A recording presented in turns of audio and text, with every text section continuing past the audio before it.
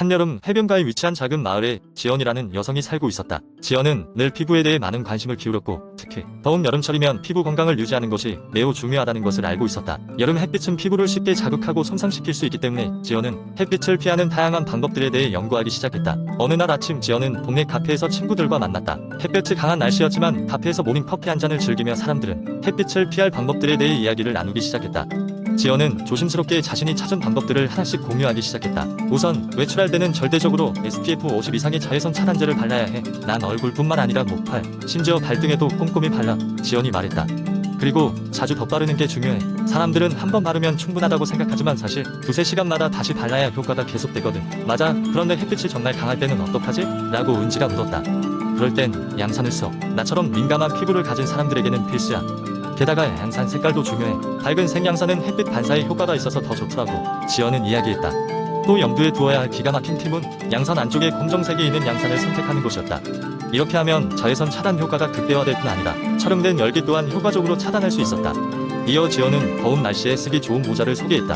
흘러내리지 않는 넓은 챙을 가진 모자가 최고야. 그래야 얼굴뿐만 아니라 목 뒤까지 햇빛으로부터 보호할 수 있어. 요즘 이 모자들이 디자인도 예쁘고 가벼워서 전혀 답답하지 않아. 이야기가 계속되며 자연스럽게 식단에 대한 이야기로 넘어갔다. 음식도 중요한 거 있지만 비타민 C나 E가 풍부한 과일과 야채는 피부 건강에 도움을 줘. 난 아침마다 오렌지 주스를 마셔. 그리고 간식으로 고구마를 먹는데 항산화제가 풍부하대. 지연은 말했다. 트렌디하면서도 자신만의 노하우를 지닌 비법을 공유하면서 사람들은 지연의 이야기에 깊게 공감했다. 어느새 시간이 훌쩍 지나가고 그들이 앉아있던 카페마저 태양의 강한 햇볕으로부터 그들을 보호해주고 있었다. 지연은 이 모임 이후에도 새로운 방법들을 찾아 실천에 옮겼고 친구들에게 그 아이디어를 계속해서 공유했다. 그녀의 끊임없는 노력 덕분에 친구들은 물론 그녀 자신도 여름철 피부 손상을 피할 수 있었고 더 나아가 매일매일 더 건강한 피부를 유지할 수 있었다. 결국 이러한 노력들은 지역 커뮤니티에까지 퍼져나갔고 지연은 피부 관리 전문가로서 불리게 되었다. 여름철 햇빛을 피하는 다양한 방법들은 그저 일시적인 효과에 그치지 않고 그녀의 생활 일부분이 되어 있었다. 지연에게는 그저 올바른 선택들이 쌓여간 결과였을 뿐이었지만 그것은 다른 이들에겐 귀중한 정보이자 위로가 되었다. 그렇게 그녀는 여름철 피부 건강을 지키면서도 햇빛을 피하는 다양한 방법들을 널리 공유하며 많은 사람들과 지혜를 나누었다. 두 번째 이야기. 영수는 불면증으로 고생하여 다크서클이 심한 아침을 맞이하게 되었습니다. 그는 건강한 수면을 위해 여러 가지 방법을 시도하기로 결심했습니다. 첫 번째로 매일 같은 시간에 잠자리에 드는 습관을 들였습니다. 두 번째로 카페인 음료를 피하기로 하였습니다. 세 번째로 침실 환경을 깨끗하고 아늑하게 꾸미고 어두운 커튼을 달아 외부의 빛을 차단했습니다. 네 번째로 스마트폰 사용을 자제하고 디지털 디톡스 시간을 가졌습니다. 마지막으로 매일 요가나 가벼운 스트레칭으로 긴장을 풀었습니다. 이러한 방법들을 통해 영수는 한 달 후 안정된 수면 패턴을 찾게 되었고 상쾌한 아침을 맞이하게 되었습니다. 그는 그 경험을 바탕으로 주변 사람들에게도 꿀잠의 중요성을 전파하였습니다. 세 번째 이야기한 시골 마을의 건강을 아주 중요하게 여기는 할머니가 살고 있었다. 할머니의 이름은 연희였고 그녀는 마을 사람들 사이에서 건강 할머니로 유명했다. 이유는 간단했다. 그녀는 늘 긍정적인 태도로 마을 사람들에게 건강식품을 제공하며 면역력을 높이기 위한 식단 구성에 온 힘을 기울였기 때문이다. 하루는 마을에 독감이 유행하기 시작했다. 평소 건강을 잘 관리하던 사람들조차도 기침을 하고 열이 나는 증상을 겪었다. 이러한 상황에서 연희 할머니는 마을 회관의 모든 사람들을 부르고 면역력을 높이기 위해 꼭 섭취해야 할 5가지 식품에 대해 설명하기 시작했다. 첫 번째 식품은 마늘이었다. 그녀는 마늘이 자연적인 항생제 역할을 하고 알리신이라는 강력한 성분을 통해 면역세포를 활성화시킨다고 설명했다. 마늘은 그녀의 텃밭에서 직접 수확한 것으로 할머니의 손때가 묻은 마늘은 이미 마을 사람들 사이에서 유명했다. 두 번째로 소개된 식품은 생강이었다. 연희 할머니는 생강이 항염증 작용이 뛰어나고 혈액순환을 개선해 줌으로써 면역체계를 강화한다고 말했다. 마을에서는 할머니가 건조시킨 생강을 뛰어난 차로 즐겨 마셨는데 이 차가 몸을 따뜻하게 해줘 모두가 즐겨 마시는 음료였다. 세 번째 식품은 요거트였다. 연희 할머니는 좋은 박테리아가 가득한 발효식품인 요거트가 소화 기능을 개선하고 장 건강을 통해 면역력을 자연스럽게 키워준다고 강조했다. 할머니가 만드는 무가당 요거트는 마을 아이들에게 인기가 많았고 과일과 함께 섞어 먹게 하여 아이들의 간식으로 자주 제공하였다. 네 번째로는 시금치가 소개되었다. 시금치가 비타민 A, C 뿐만 아니라 다양한 영양소를 함유하고 있으며 몸의 방어 기제를 강화하는 데 도움을 준다는 사실을 상세히 설명했다.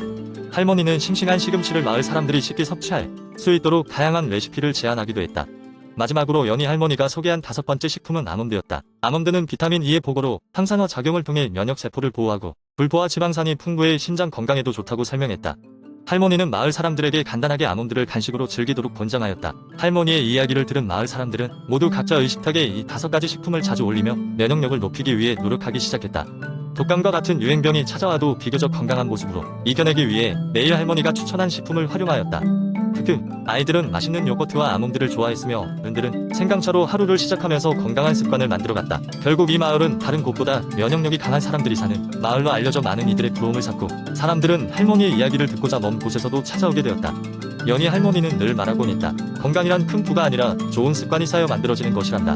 네 번째 이야기. 한때 저는 항상 팔걸이가 있는 의자에 앉아 하루 종일 컴퓨터 앞에서 일했습니다. 컴퓨터 화면을 응시하면서 시간이 가는 줄 모르고 일하다 보면 목과 어깨가 점점 단단하게 굳어가고 있다는 것을 느끼곤 했습니다. 척추는 언제나 C자 형태로 구부러졌고 그로 인해 등과 허리에 신경 쓰이는 통증이 찾아왔습니다. 이런 잘못된 자세가 건강에 미치는 영향을 깨닫게 된 것은 의사의 진단을 받고 나서였습니다. 어느 날 더 이상 참을 수 없게 된 통증 때문에 병원을 찾았습니다. 의사는 제게 잘못된 자세로 인해 거북목, 증후군과 만성요통이 발생했다고 설명했습니다. 잘못된 자세는 근육 불균형을 초래하고 특정 근육에 과도한 부담을 주어 이러한 통증을 유발한다는 것이었습니다. 특히 목과 등의 통증은 자세가 앞으로 기울어지면서 생기는 흔한 문제라고 덧붙였습니다. 잘못된 자세는 단순한 통증 외에도 다양한 건강 문제를 초래합니다. 첫째, 혈액순환이 원활하지 않아 뇌로 가는 산소 공급이 줄어들어 피로감이 쉽게 느껴지고 집중력이 떨어질 수 있습니다. 둘째, 장기적으로는 관절과 척추의 퇴행성 변화를 가속화시켜주고 관절염이나 디스크 같은 질환의 위험을 높일 수 있습니다. 셋째, 호흡이 눌리고 가빠져 생활의 질이 떨어질 가능성이 있습니다. 이런 심각한 문제점을 알게 되니 일상 속에서 모습을 바로잡아야겠다는 생각이 들었습니다. 이러한 문제를 해결하기 위해서는 올바른 자세를 유지하는 것이 중요했습니다. 우선 의자의 높이를 조정하여 발이 땅에 닿고 무릎이 고관절과 평행이 되도록 했습니다. 그리고 모니터의 높이를 눈높이와 맞춰 목을 곧게 세우도록 신경 썼습니다. 작업 중간중간에는 의식적으로 스트레칭을 하여 긴장된 근육을 풀어주었습니다. 특히 상체를 뒤로 젖히고 어깨와 목을 회전시키는 단단한 동작만으로도 큰 도움이 되었습니다. 더불어 규칙적인 운동은 필수였습니다. 일상적인 걷기부터 요가와 필라테스 같은 자세 교정, 운동은 척추와 몸의 균형을 맞추는 데 효과적이었습니다. 운동을 통해 몸의 유연성을 기르고 근력을 강화함으로써 잘못된 자세로 인한 부담을 줄일 수 있었습니다. 물론 어떤 노력도 하루아침에 완벽한 변화를 가져오지는 않지만 꾸준하게 습관을 들이는 것이 중요했습니다. 그 결과 통증이 점차 개선되었고 그로 인해 삶의 질도 점진적으로 향상되었습니다. 잘못된 자세가 건강에 미치는 영향은 결코 사소하지 않게 작은 실천을 통해 큰 변화를 이루어갈 때였습니다. 다섯 번째 이야기. 어느 날 나는 체중 관리에 대한 고민이 깊어졌다. 여러 다이어트 방법을 시도해봤지만 대부분 실패로 끝났다. 그때 우연히 만난 영양사 친구가 조언을 해주었다. 그녀는 말하길 다이어트는 단순히 체중을 줄이는 것이 아니라 건강한 습관을 만드는 과정이라고 했다. 그녀의 첫 번째 조언은 단기 목표와 장기 목표를 명확히 설정하는 것이었다. 대부분의 사람들은 몇 주 안에 극적인 변화를 기대하면서 다이어트를 시작하지만 이는 지속 가능하지 않다. 그래서 나는 매주 몇 가지 작은 목표를 세우기로 했다. 주 3회 걷기, 채소의 섭취량 늘리기, 설탕, 음료 줄이기 같은 것들이다.